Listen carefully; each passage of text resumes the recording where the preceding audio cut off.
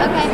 What do you think fans would be most excited about the Supergirl show? That's a good question. That is a good question. I don't know. I think what's great about these shows is that people watch them for different reasons, and there are some people who are going to come because they want to see the visual effects. They want to see her flying, and catching planes, which is really cool. And I think some people are going to come because it's a show about sisters, and two sisters who fight and bicker, but they still love each other. And that's not something that you see a lot on TV right now. And I think some people are going to come because it's just a fun, cool show. It's going to be a great, fun hour that a family can watch together, which we also think is really important. I love Superman and the world of Superman, all the deep mythology, the family, all the different characters. How deep is the show going to go into that mythology? I mean, pretty deep. I mean, obviously the show starts on Krypton. I think one of the most interesting things about Kara as opposed to Clark is that, for all practical purposes, Clark is from Kansas. He was born on Krypton, and obviously he brings his powers with him. But, from the time he was a baby, he grew up here. Jonathan and Martha Kent are his parents. And Jor-El and Laura are more of an abstract.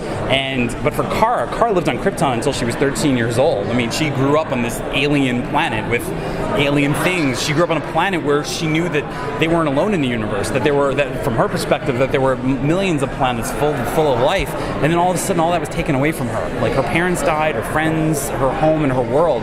So we're able to talk about Krypton in the present tense in a way because she remembers all the different guilds, which are mentioned throughout the second episode, and we're able to have flashbacks in the show to her time on Krypton. So we get to see a little bit more Krypton, but we also get to see it most times you see it's the last day of its existence. You get to see it when it was a normal place and it was thriving, and a lot of Kara's experiences there help influence, sometimes she remembers the clue that she needs to solve a case here on Earth, and other times it's just getting to understand her background and why she is who she is. How do you handle the red and blue elephant in the room? You're not saying I'm fat, are you? No. Am I going to say you're fat? No. The Superman element, we brought up the Superman element, but it's... we actually, one of our early episodes kind of addresses why he's not on the show every week. It was really Greg from the beginning said, if we're going to do a show about Supergirl, it has to be in the world that Superman exists. And one of the sort of themes of the show is that for everybody in our lives, there's always that person who's doing it better than you are.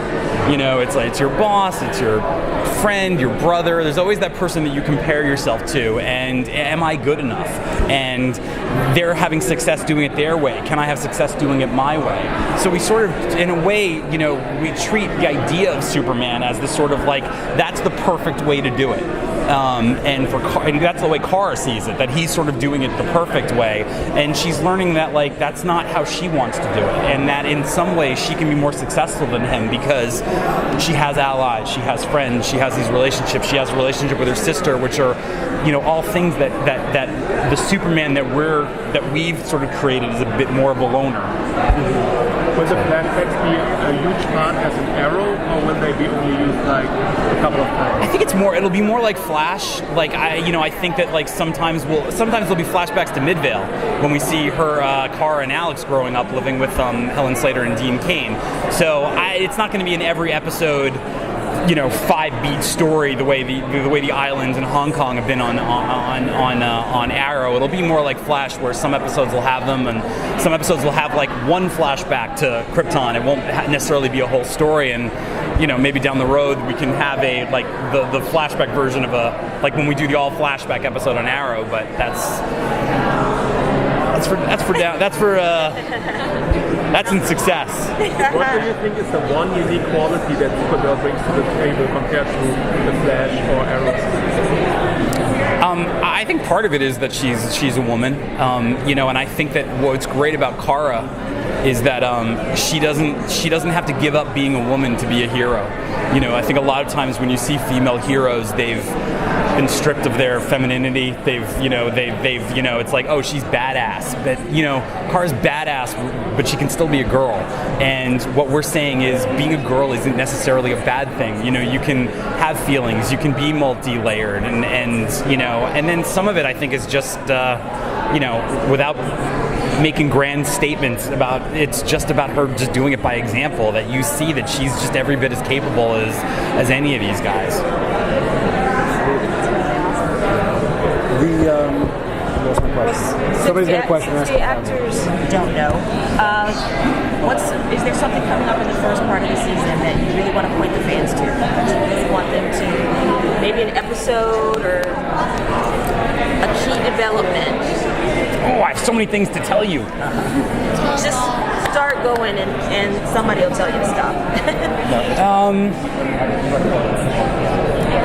As always, I think that we're gonna, there are some sort of classic Superman villains that we're gonna have on the show that you'll like, just as we do on any of the shows that we work on, they'll go through the filter of how we interpret them. Okay. There are some villains that, as far as we know, we've never really seen portrayed in live action before, so we're really excited about that. And then there's there's some parts of the Superman mythology that we're getting to explore. Some of them have been explored before, that we're getting to explore in our way. I don't know.